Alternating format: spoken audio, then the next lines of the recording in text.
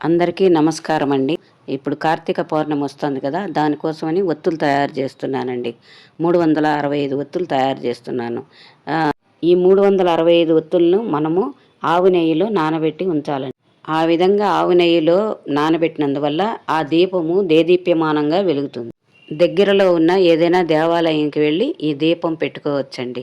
ఎందుకు ఈ 365 ఒత్తులు ఒకేసారి చేయాలంటే, ఆడవాళ్ళకి ఇబ్బందులు వస్తాయి కదండి, అప్పుడు మనము దీపారాధన చేయలేకపోతాం. అందుకని చెప్పేసి ఇప్పుడు ఈ 365 ఒత్తులు ఒకేసారి చేస్తున్నాం కాబట్టి, ఇది పెట్టినందువల్ల సంవత్సర దీపారాధన ఫలితం మనకు దక్కుతుందండి. ఇప్పుడు నేను చూపించిన విధంగా మీరు ఒత్తులు తయారు చేసుకుంటే చాలా ఈజీగా అయిపోతాయండి. ఒక్క రోజులోనే 365 ఒత్తులు తయారు చేసేసుకోవచ్చు. మనం స్వయంగా చేసామన్న తృప్తి మనకు లభిస్తుంది. ఈ వీడియో మీకు ఉపయోగపడుతుంది అనుకుంటున్నాను. సర్వేజన సుఖినో భవంతు.